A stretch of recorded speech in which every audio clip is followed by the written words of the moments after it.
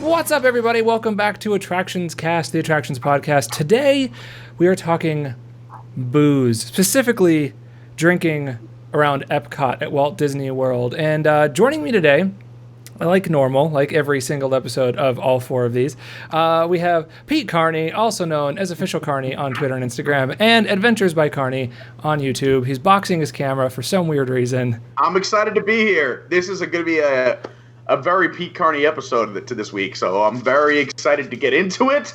And it is a pleasure and an honor to be here once again, Josh. So thank you for having me. Oh, you're very, very welcome. By the way, my name is Josh Quillin. I haven't been saying that in the beginning, but that's my name. So, also, we all decided to wear backwards hats because it's Epcot and we're, drinking. Yeah, so we're homies. We're the best boy band ever this week. we gotta look like drunk bros at Epcot. Speaking of drunk bros at Epcot, you know him from our coffee episode. Mr. Matthew Blackard is here. How you doing, sir? I'm doing all right. Thanks for having me again. Absolutely. You can check out Matthew at the Disney Coffee blog on Instagram if you want to know anything about coffee. And after today, maybe even booze. He's the guy. He's the guy to contact. He's the guy to talk to. Cool. Our last guest is new to the show. So we have 4 guests today. It's packed. This is the room is full. Like literally full. When you see the 4-span room, it's crazy. Everyone's got like a little sliver of a screen. From Instagram, it's Disney Adult Beverage. So please say hello to me. Oh, Memphis, that's not you. That's Matthew. Hi, Matt. Oh man, we're having live issues here. Here, let's see. Can we fix this live? Maybe we can fix this live. We'll just go into the room. There we are. There he is, Memphis Drake. How you doing, sir? Oh, I'm doing fine, man. Thanks for having me on. I'm sober, so we're going to see how this will be interesting. Oh, absolutely. And you're Start drinking, my friend. Start drinking. I'm already ahead of you. Nice. Your camera is actually a little frozen on this screen, too. We'll have to fix that one in just a little bit. We're having all kinds of weird technical difficulties this morning, or this afternoon, this evening, whatever the hell it is. This morning? When did you start drinking? Dude, well, I've I've got my Epcot mug here. We're recording this at 8:40 at night. I'm not telling you what's in this mug, but it is an Epcot Eastern Standard Time. Eastern Standard Time, that's true. All right, so while we get everything fixed up here, because clearly we're having one little issue between the camera, I want to go around the room and just have everybody go through, we're going to go through slowly our top 3 adult beverages at Epcot. So we're going to start at the bottom. We're going to start at the bottom tier beverage, and then we'll start at Future World and make our way through Epcot. So let's start with Pete and go, what is your bottom tier, number 3 favorite adult beverage at Epcot? All right. Well, let me start by saying that I love you very much, Josh. But if I would have had more time to prep, I would have like a really intense list. It's hard to have a just pick 3. Like we were talking about off air, I go to Epcot quite often. I live very close to Epcot. I'm about 7 minutes away. And when there's a festival, which is pretty much most of the year, we tend to go at night when Lauren gets out of school just to kind of just walk around or see whatever live entertainment is going on. So I have had almost all the drinks, including the festival booths. So picking a top 3 is very hard. Man. If I was to say 3, all right, I'll say this. How about this? One of the drinks I get the most, and that also I recommend people do, so that way it's informative to them, is I like to consistently grab a sake flight over in Japan. If it's not a Friday or Saturday, usually the line is not too long. They've been getting longer lines on Friday and Saturdays, especially during festivals, so don't wait in line. But if you can get in there and hang out, the service is awesome. They explain to you a little bit about all the sakes. You get to try 3 different sakes. The price isn't that out of control compared to a normal cocktail. So you feel like you're getting more for your money, and they fill them up pretty generously, I would say. It's just kind of a free pour, so it depends on who's working. But I know I go with my girlfriend, so the 2 of us can split it. You can have it by yourself. So I know it's not one cocktail, but it is one thing you could order through one transaction. So I'm going to cheat a little bit, and in my 3 spot, I'm going to throw in the sake flight in Japan. Let's jump over to Matthew.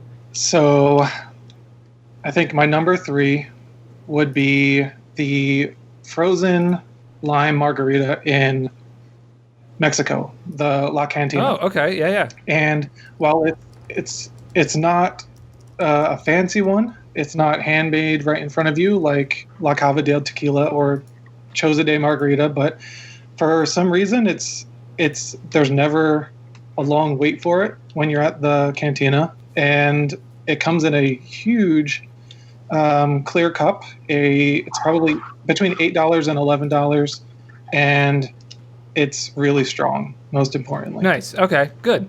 I like this. So let's we're gonna jump over to Memphis, but I'm gonna go back to the full room here because for some reason Memphis is frozen. We're like much like this margarita, and we're trying to figure out why. And so far, I can't have not been able to figure it out. It's not even frozen on a really cool face. Yeah, it's a good still shot. You look. No, that's horrible. It's a good still shot. Sadly, Memphis was just arrested. So sad. There's his mugshot live.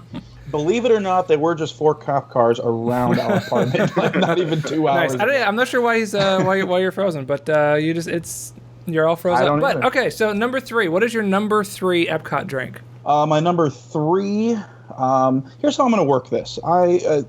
Since we're kind of round robbing this, I'm going to try to avoid the same pavilions that everyone else is going to be in.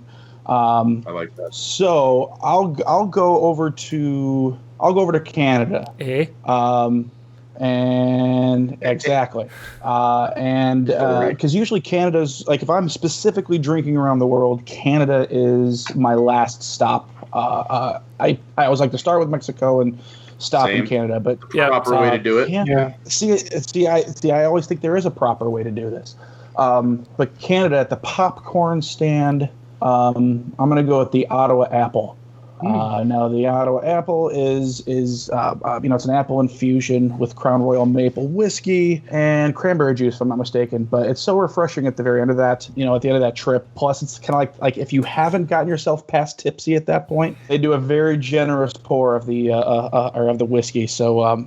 That one will put you over the edge. Nice. I don't think I've ever had that one, and I've actually never made it to Canada drinking around the world. I've done it. I've tried it once with some friends. I made it to America and went, this is going to suck tomorrow. I'm done. Like, I need to stop because tomorrow is going to be awful. I'm not like a huge binge drinker. I generally enjoy like 1 or 2 drinks. I'll get like a nice cocktail. I'd rather spend like $30 on a single drink than $5 on a ton of drinks, if that makes sense. If I was to go number 3, I would say Avocado Margarita, La Cava del Tequila. Classic. I think that's number 3. I think I've gotten it several times. Although I feel like it was better 2017 when we went on that trip. It was like it would have been my number 1. Was the best drink I'd ever had, and I've had it multiple times since, very recently. And it seems like it's gone a little, I don't want to say downhill, but I feel like they're just making it quicker, or they've changed the recipe a little bit, and it's gotten a little less. I don't know. They've changed something. Yeah, I will say I'll just throwing this out there since can I comment on that pick? Because I feel like it deserves to be on a list. It's a very iconic drink. I think it's probably their most popular beverage served at La Cava del Tequila. And I would agree with you that I think that I don't know if it's a recipe or just even though like maybe the strength of the drink has gone down, because I was there and I don't know what the occasion was a few months ago, but I said, "Oh, I'm with someone. It's their birthday. It's their first time having it," and they poured extra tequila in the blender. And then gave us 2 avocado margaritas, and those were the ones that I remember. That was like the best avocado margarita I ever had, and that was with him pouring extra tequila in the blender. So I do feel like maybe the amount of liquor in that drink has gone down. I don't know, but I will agree with you that it was a drink that I never wanted to try, and then I tried it years ago, and I was like, this is flipping delicious. Now I make everyone get it if it's their first time at Epcot. But I always ask for number 1. It's consistently a number 1 amongst everybody. Like, it doesn't matter where you are. If you look at all the reviews on things, almost like that particular beverage is constantly so many people's favorites. So that's a great pick. Yeah. Also, fun fact: if you want to try it outside of the parks, if you go to Frontera over at Disney Springs, they make an avocado margarita as well. Interesting. Okay, cool. So let's start at where are we starting? Let's start at Future World. We'll start at the beginning, and we'll move into the Epcot. Now, granted, Future World and the path we can take currently is a little weird because we can't go up through the center, and there's no like nothing else there. It's just kind of like there's a Coffee Joffrey station up and to the left. Well, there's that beer stand right across from Test Track. They have Bud Light and Yuengling and and I think that's about it. But Joffrey's there's the occasional booth taste track as well that normally pops in and out. That'll have a specialty beverage or two, as well as, like Josh mentioned, the Joffrey's has usually a specialty beverage up by what they're using as mouse gear now, but it's up if you are walking towards the old Ellen's Energy Adventure, the future Guardians of the Galaxy coaster. And then, like you said, the land is a great place to grab, a beer to walk with if it's early in the day and you're coming in that way. But really, until you get down into the spine, that's really it, I think, up in Future World. Yeah, Coral Reef. I think Coral Reef is a sit-down restaurant. You can order there, obviously, but there's nothing. Yeah, except for that one beer stand. If I'm not mistaken, that should be it. Yeah. Yeah. Unless you're considering the Odyssey part of Future World, and the Odyssey has turned into a great place to grab a craft beer or like what I call a mom drink or a girlfriend drink, like the sweet frozen slushies. Like if you want like a pina colada or something like that, you can go in there. Yeah, no, that's actually a really good point, is that section has become a really nice little like beer crawl spot. And I'm kind of interested to see if it stays that way, because I think I agree. It's a nice place, run in. It's a great resting spot that you can still take the family to, because there's clean restrooms on, you can go outside to the outside ones, or the inside the Odyssey is very new bathrooms. There's pictures, there's places to sit down, you can watch the Epcot preview, and you can still grab a beer, a frozen beverage, or a glass of wine inside of the Odyssey. So it's not a bad stop if you're looking for a drink on the go, or to take like that power rest in the heat of Florida. Sure, totally.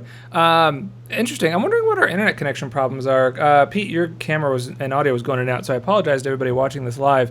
I'm like scrambling to like try to figure out what in the world is going on with all of our internet connections here. So bear with us as we record this live episode. So other than Coral Reef, if you're going to sit down and grab a meal inside of the Odyssey, or I had to jump out for a second. Was there anything in the land? I can't remember if there was anything in the land or not. There's anything that's in refrigerators. So I think they have like the wine and beer to go. You can grab like a Bud Light or Yingling or something like that.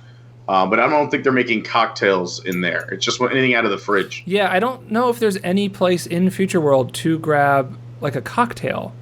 Is there? As far as I know, from what I'm hearing, is during the whole entire revamp that they are working on. That is going to be an addition, but do not quote me on that. I don't know. They're going to add more cocktail spots. Interesting. I wonder if that what's the big preview center looking place where you can watch fireworks from? What is that called? That's going where the Fountain of Nations was. Oh, the new one? What is that called? Oh, I don't know. The JPEG Tower? I have no idea. The JPEG Tower.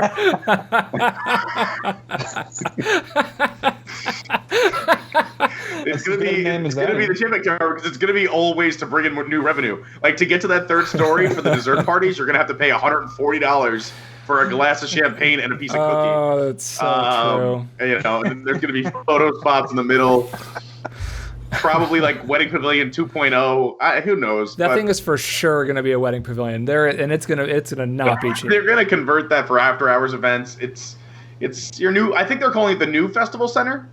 Yeah, if I'm like being serious, I think they're going to make it a festival center. I think you're right. So I wonder if they're going to put anything in there. And in addition, I wonder if that festival center is in that space that could maybe potentially be like reserved up top during the day when like there's not another event going on. Probably, or private events and stuff like that. I could see that, because they used to have private event lounges in all the parks, so that could work as a private event center. But the one thing we are getting, if we're talking alcohol and drinks, is you're getting a year-round beer garden right next door to that. Mm-hmm. Yes, in the spine. Yep. See, there's all kinds of alcohol. Epcot is just going to be the wonderful world of like liquor here soon. It's amazing. I mean, everyone assumes that already, but right now, I mean, I guess at the World Showcase, that's where people go. But I mean, maybe you guys will agree with me. If you're a pro, I feel like you can get a lot of drinks faster and stronger in the Animal Kingdom than anywhere else. And all those bars and lounges open up. Like, you can get a margarita getting off of Flight of Passage at 8 a.m.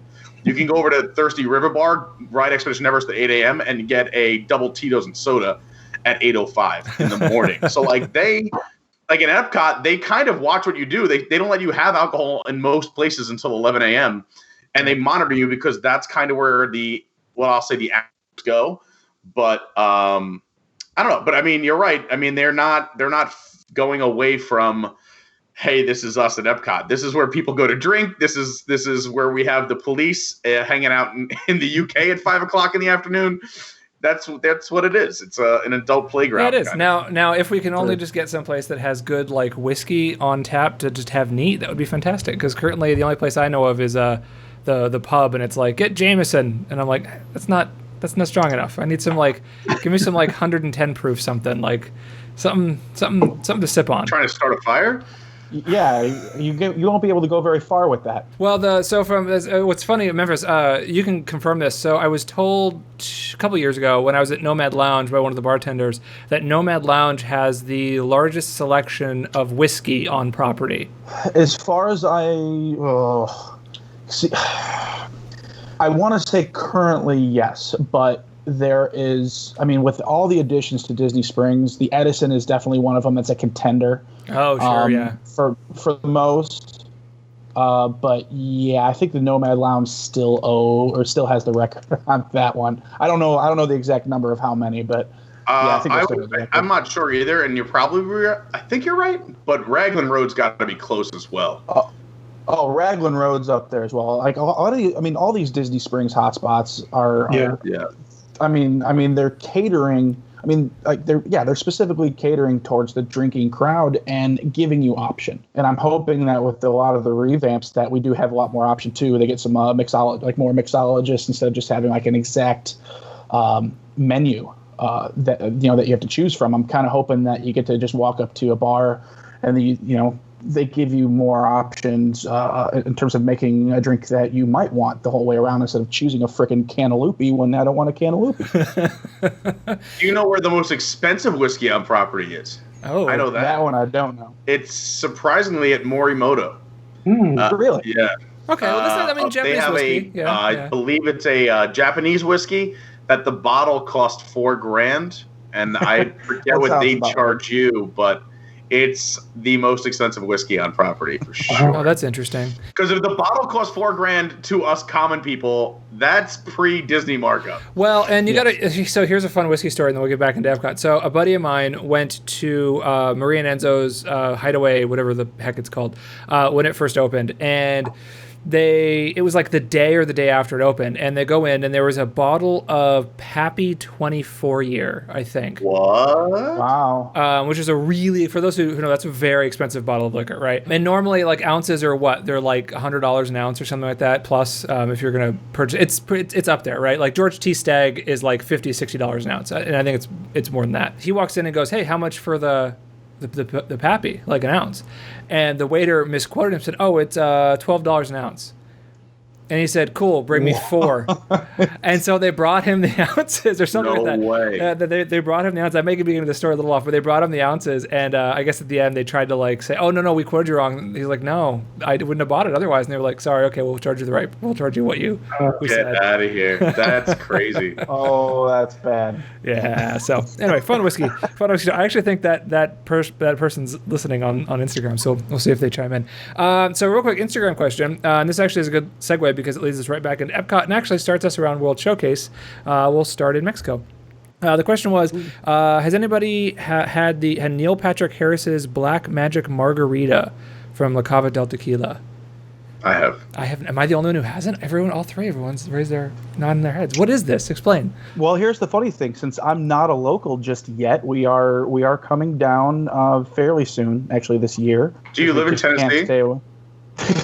I love Tennessee, but no, I'm from Indianapolis currently. Oh, Memphis Drake from Indianapolis loves Orlando. Okay, got it. Just putting it all together. It's like that old Forrest Gump, in the military joke thing. But no, I actually have not had it yet. It is on my list. It's been on my list for quite some time. And that I was actually saving that one specifically to be my start in Mexico when we first moved there. I haven't had it yet because of that, and I feel like I should, and I'm doing a disservice to my love of adult beverages in Disney. I thought it was kind of like a blackberry slushy with mezcal, and maybe it's a mint. Okay. There is mint in there. I have read the recipe.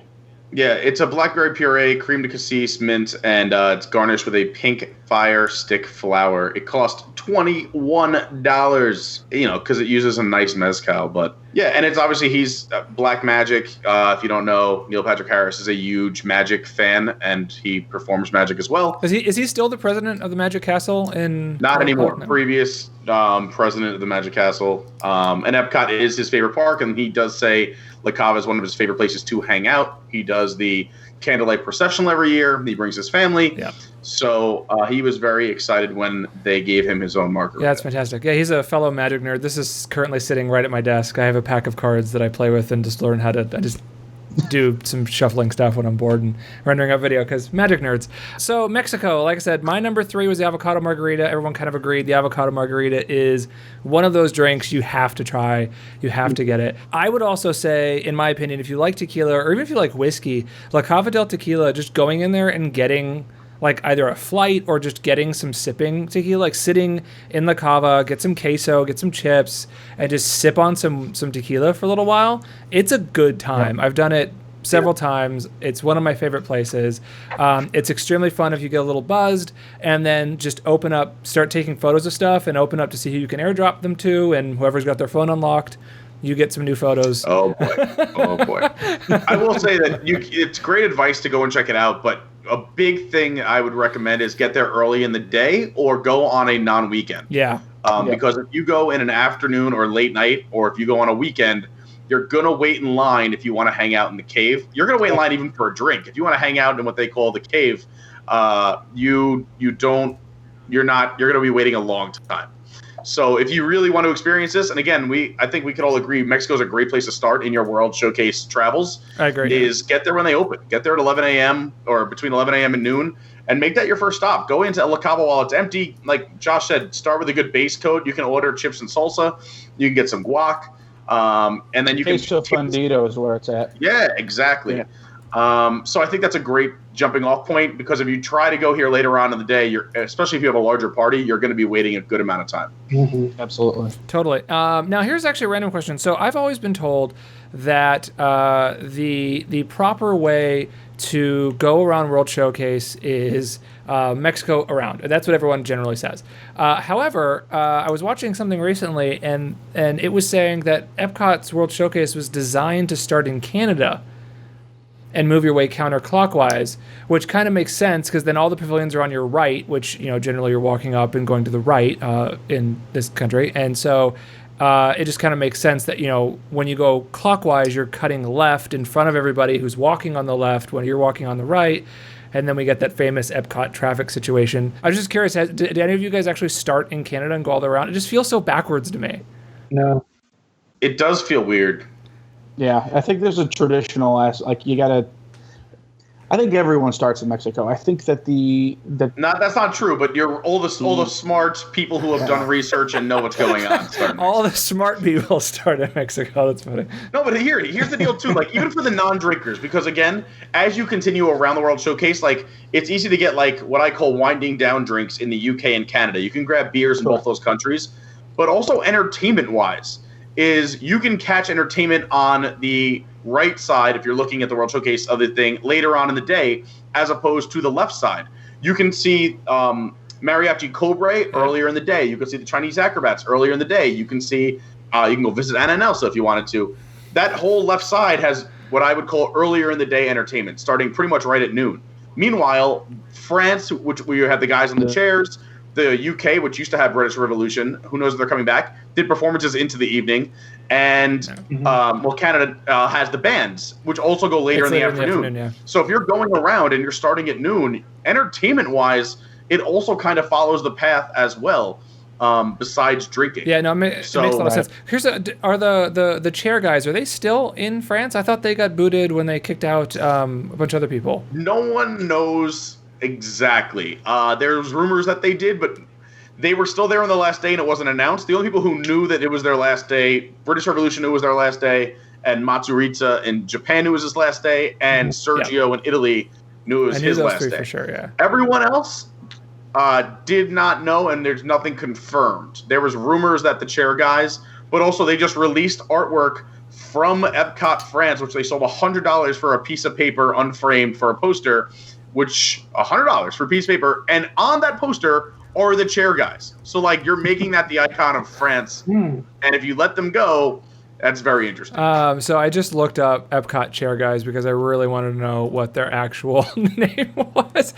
Oh, it's La Amusement Serveur. Yeah, it's Serveur Amusement, and it's trademarked. Yeah, actually. there you go. Interesting. You can't let those guys go. You can't. That's like you have to. What are you gonna do in the World Showcase? Like if you had to rank World Showcase Entertainment, which we can do another night, but like that's got to be in everyone's top 3. Maybe you're bored of it if you go a lot, but if let's say you're taking someone for the first time, rank entertainment top 3. You're showing them the guys in chairs while you're drinking Grey Goose slushies. Yeah. Oh God! The band in Morocco usually pulls a pretty decent crowd too.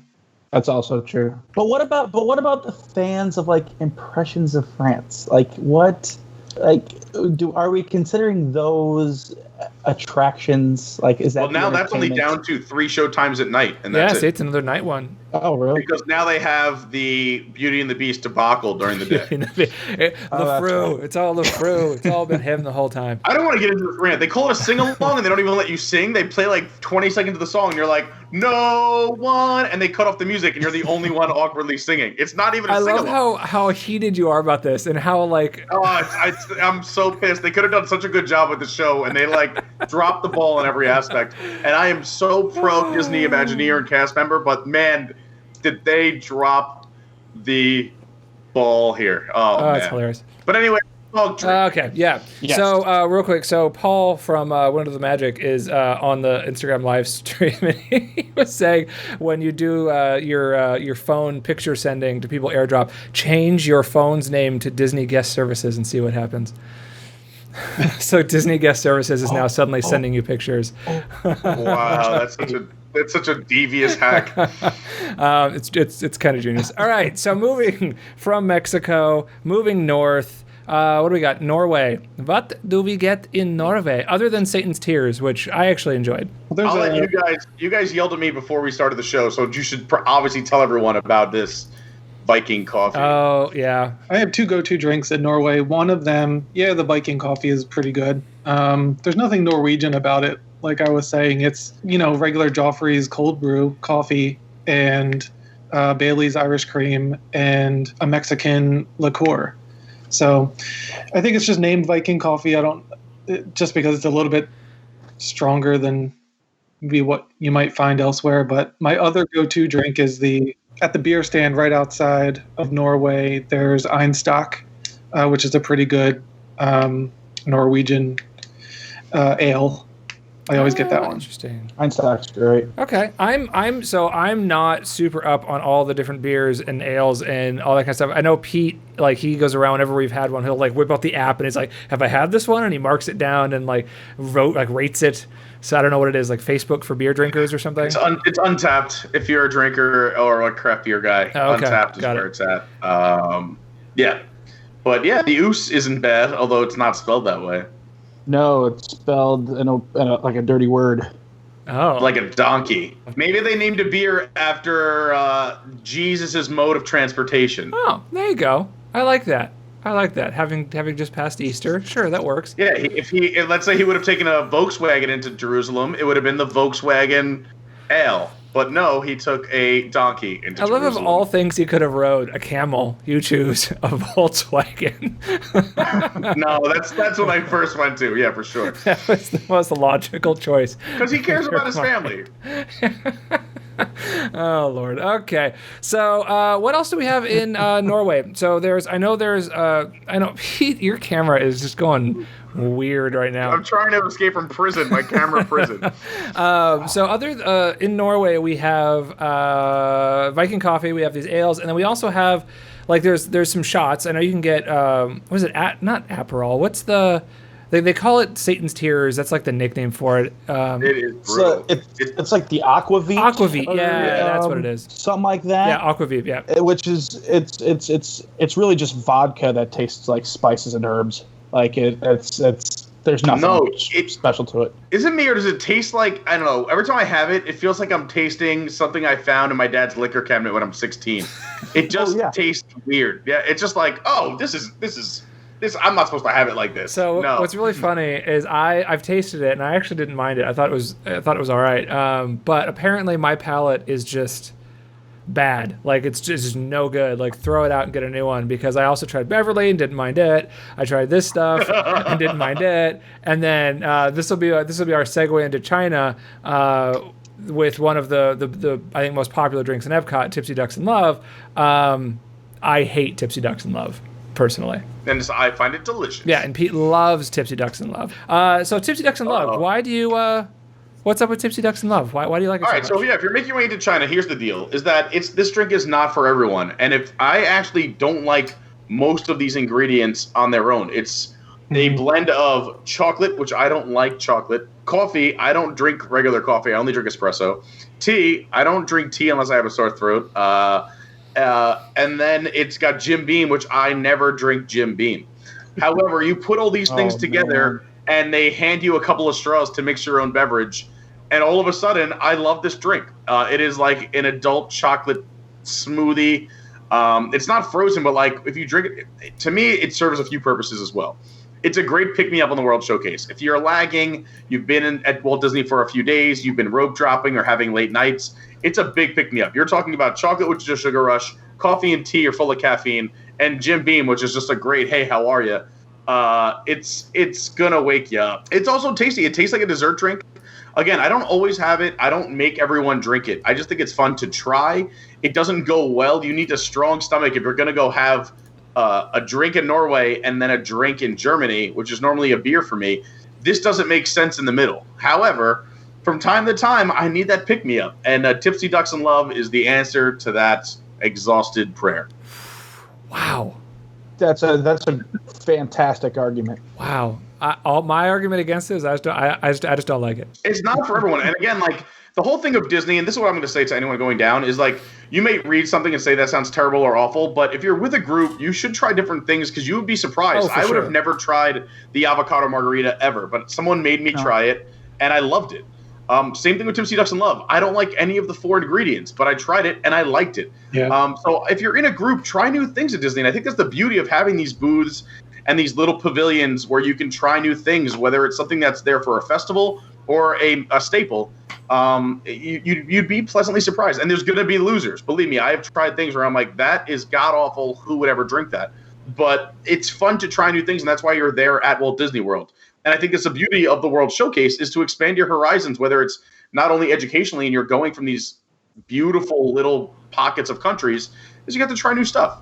Yeah, I agree. And I think that's actually one of the good things about World Showcase. And I think that's what World Showcase is kind of for, right? Is it's the whole, Walt Disney World is a collection of restaurants, bars, and lounges that happens to also have shows, rides, and attractions.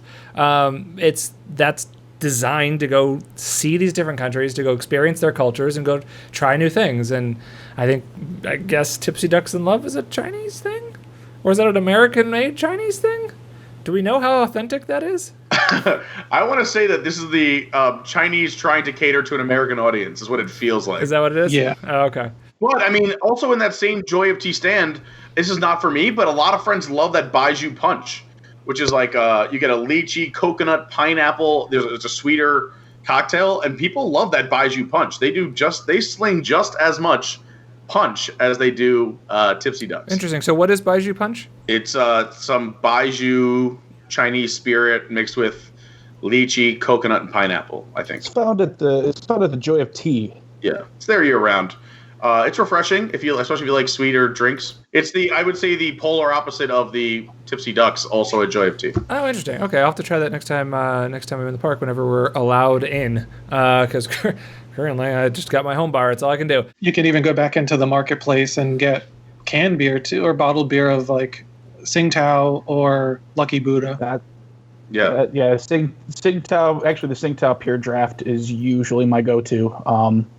If I'm specifically this is China to me is one of those things you can either be adventurous in your drink choice, or you can play it safe specifically if you're going to be drinking all day. Because I think that you're going to want to try. I mean, your margaritas are for sure in or tequila flights in Mexico, and I think that beer is when you don't really know what to get, you just get a beer. That's what I say. Yeah. Is that's a safe choice when like people ask me to coach them up for drinking around the world. I go, if you're not sure, drink a beer. There's a beer available in every country around the world, and that is your safest, lowest alcohol way of surviving going around the world. If you want to get adventurous, there's places you can get adventurous, and he makes a great point that this could be one of them. There's some weird stuff in China when it comes to cocktails. And they tease themselves. At that same Joy of Tea, they have a drink, MSG. Like teasing the MSGs in Chinese food. It's not Madison Square Garden, and it's not technically what they put in your Chinese food. It stands for mango wine, strawberry syrup, and ginger ale. But they tease themselves. So, there's plenty of adventurous drinks out there. That's awesome. So we have those three. And these are all at the Joy of Tea booth, correct? Correct. So when you're going up properly through World Showcase, clockwise, it'll be on your right-hand side against the water there. It's right after the merch. You can't miss it with all the umbrellas and the toys you flip up in the air and whatnot. But, like I said, most of the year there's a festival, and China always has another booth to the right of it, or that you will approach first, that has some fun beverages as well. I think they've done a good job in their festival booth beverages, personally. Before we just breeze past Africa, the outpost over there, when I am challenging my friends, and again, I'm a drinker by nature, so I have a much stronger, I will say, liver intolerance than most. So I don't make everyone do this, but I say if you're going to do it, you have to do what I call the 12th stop. You have to hit Africa, because there's you have the Safari Amber, you have the Old Elephant Foot IPA, you can have a Bud Light, or whatever the seasonal draft beer is, but the Mango Star actually is not bad. It's just a mango puree with a Star African rum, and it's quite refreshing. And if you hit this at the right time of day, usually for me, if I'm starting at 11:30 or 12, you're here around 2 o'clock, which is the highest point of the day. It's the hottest. It's going to be whatever they predicted the hottest point of the day to be. It's going to be then. So having this frozen cocktail with the mango puree and that rum it's not super strong. Rum is not a high proof alcohol. It's quite nice. And if there's a festival going on, this has had the best. I'm an IPA drinker. They have had the best IPAs. They've had New England and hazy IPAs here in Africa for some reason at the last 3 festivals, and it's been the best IPA at Epcot. So that's all I'm going to say about that. And then Germany, I won't even comment on. I'll let you guys take Germany, because everyone loves a grapefruit beer. To me, I've had too much of it, so now it's just like I just look for whatever is different in Germany, because I'm a beer drinker. So give me something funky and weird. I don't know anybody who doesn't go to Germany, at least there, and most of the time you're seeing people with the pink grapefruit beer, and everyone's asking where you got that. It's just like the other signature drink when we get to France, but I think the Schafferhofer is the number one choice, and it's very refreshing. I think if you're specifically drinking around the world as well, that refreshing in your drink choice also adds to your longevity, and to how far you want to go, or how far you can go without getting too crazy. But the weird one, which is quite good in terms of cocktails, because Germany's not really known for cocktails, and I hope I'm pronouncing this correctly, because I'm actually doing most of this off of memory. But the Baron-Jager, I believe they call it. It's like it's a honey and bourbon liqueur that usually best served over ice. But that one's kind of funky. That one's funky, and I like it a lot, though. Also, I will say another thing in Germany that a lot of people, I think, is fun, and I've done it a few times, and for those non-beer drinkers or someone who's having, like, you can't have a cocktail in every country, is this could be your first stop in the Epcot wine walk, where it's Germany, Italy, and France, and you can go into the little wine shop, and you get to try some wines. You could buy the wines individually, but I think the wine walk is a great deal. It's a lot of fun.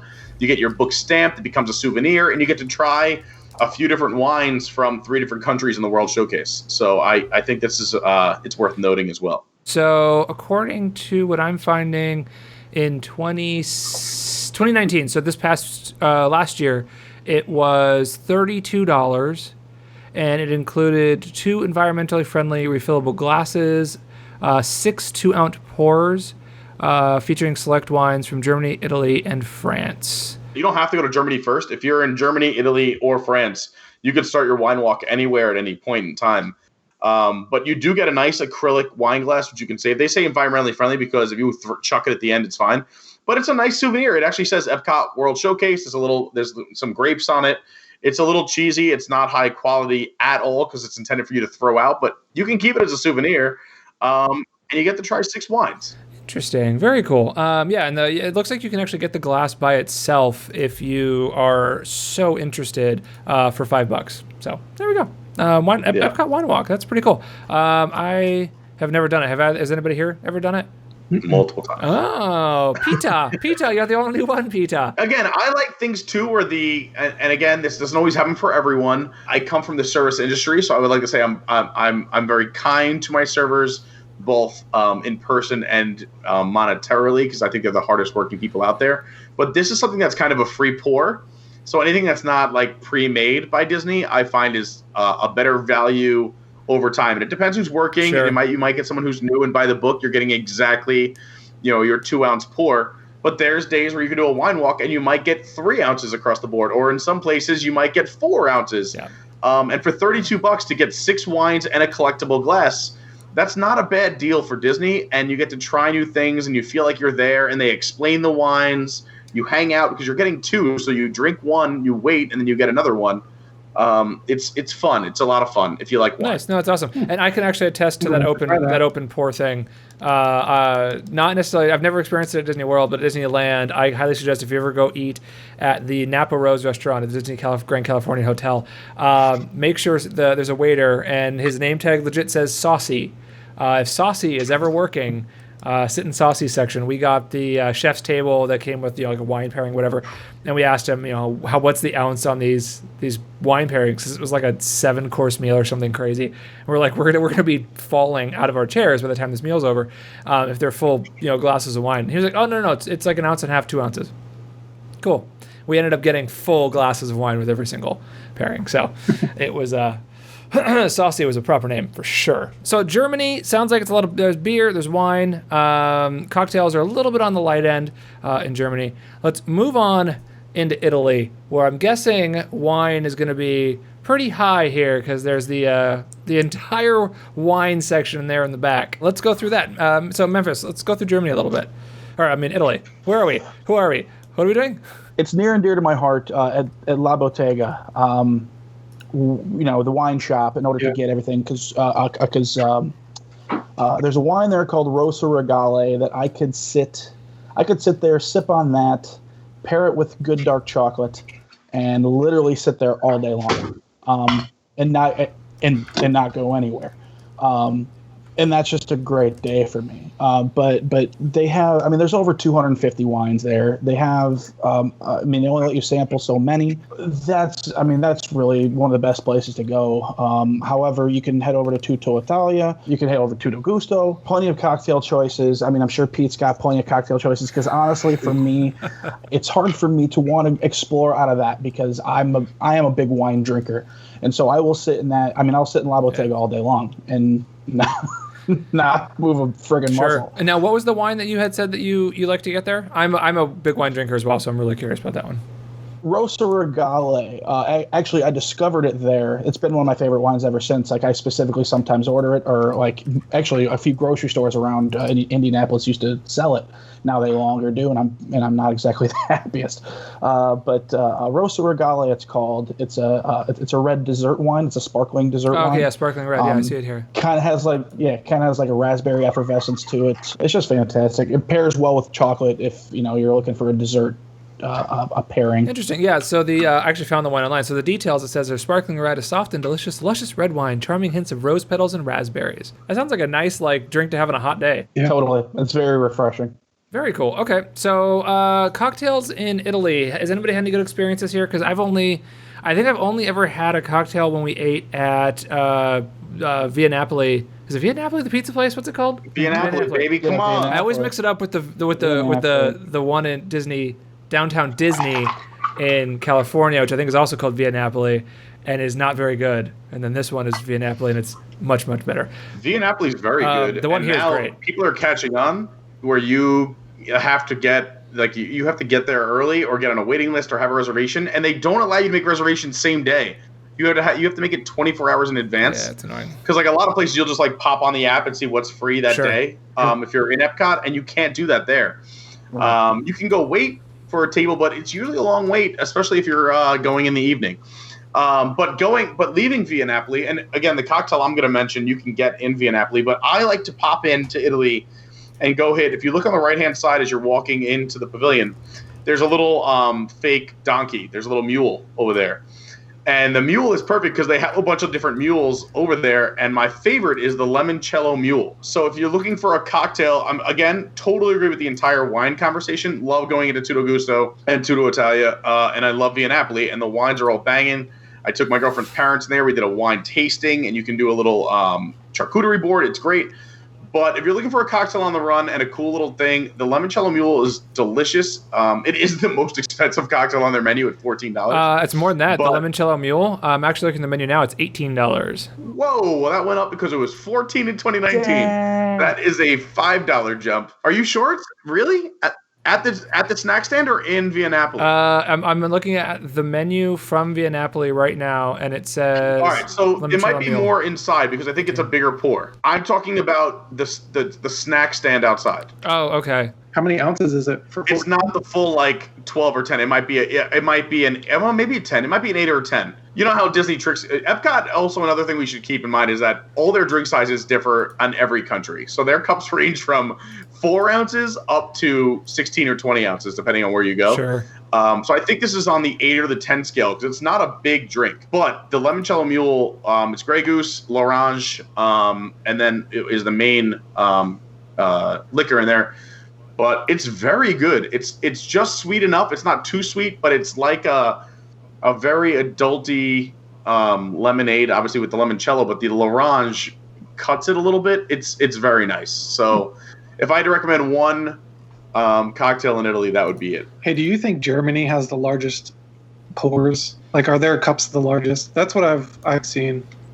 Yes, unless someplace has draft. So I would say if you're including Rose and Crown, when you get a double or a beer, they have 20-ounce cups at Rose and Crown, I believe.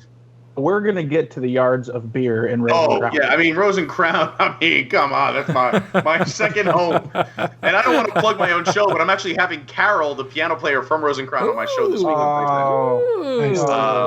Yeah, and she's the best, and she's got a whole history, but a little humble plug. I don't even know when this is being released, but whatever. Don't this will be on Wednesday. Yours is Thursday, correct? Your show? Thursday, yeah. So tomorrow, if you're listening to this on Wednesday, check out Pete. It's Party with Pete. Check it out. It's a great show. Okay, so real quick. So the other cocktails that I'm seeing here at Via Napoli, so you have a traditional Americano, Via Vivuso, blood orange vodka, Prosecco, and raspberries. This is what I remember about Via Napoli when I was there just a couple of months ago, just before the closures. Everything was really, really lemony, orangey, that sort of stuff. Had a lot of that high citrus content in a lot of their drinks. Like the Mitro Mule is lime juice, ginger, peach puree, orange juice. If you want, I have the menu for the cart outside, what I call the mule cart. What's the? But they have a Bellini out there.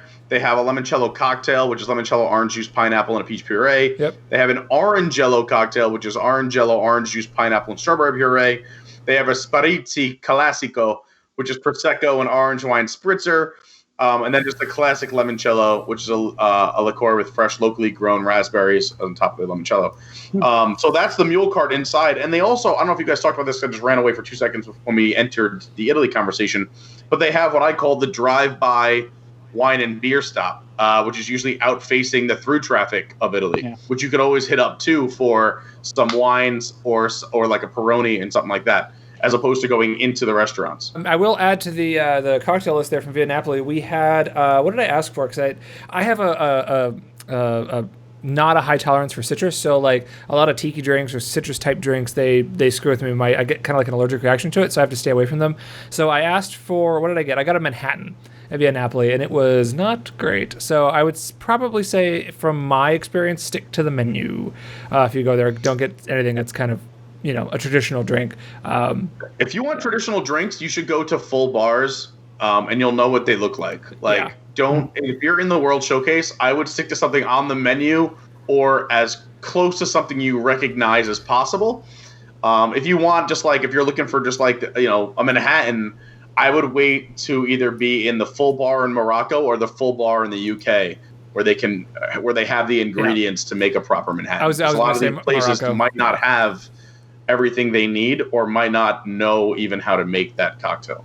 Sure. Totally, 100%. And that's what I was going to say. I was going to say Morocco. So Italy, like we said, lots of wine, lots of cocktails, was there any beer in Italy? Yeah, Peroni, of course. Oh, Peroni, okay.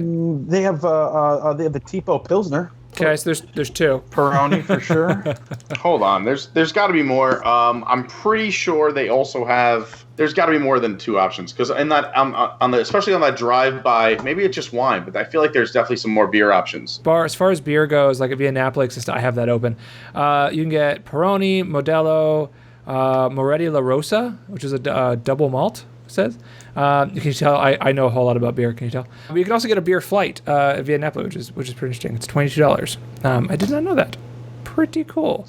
Where? At Via Napoli for $22, you can get a 4.5 ounce pour beer flight, or you can get a pitcher of Peroni for $34. Did they tell you what's in the beer flight? I'm kind of curious. It does. It says Peroni, Moretti La Rosa, and Menabrea Ambrata. Okay. The Sicilian guy should know how to say that, but I don't. Since I pretty much cover only coffee, you can get an espresso martini in all three places in Italy. What? I didn't know that. You can get really? Tutto Gusto, Via Napoli, and Tutto Italia. And it's pretty much consistent across the board. But it's good. All right, well let's leave Pete in jail, and we're gonna move on to what do we got? America, right? You want to know after Italy? Can I tell you a fun? I won't tell the whole story, but I've been to Epcot jail at Disney. You've been to Epcot jail at Disney? Since you're saying you're gonna leave me in jail, and we're talking Epcot. I've been to Epcot jail at Disney.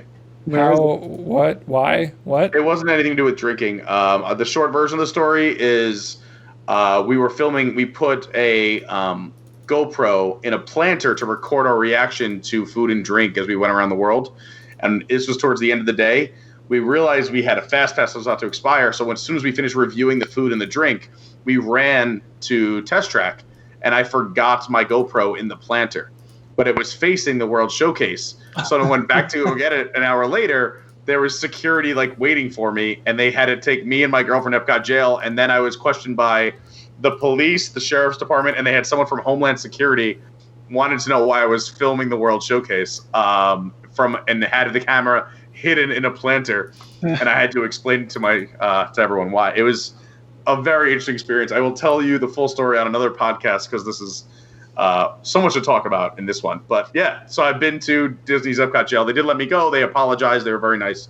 It was a misunderstanding, but yeah. It was a night. It was a night for sure. So we're going to pause here for this episode. We've had so many technical difficulties. We're going to fix all these problems. We're going to come back and we're going to finish our walk around World Showcase and then exit out into a future world and then move on into a different park and or resort. We'll see. There's so many places at Walt Disney World to have drinks and adult beverages, and I feel like there'll be 14 different parts just to this one particular topic.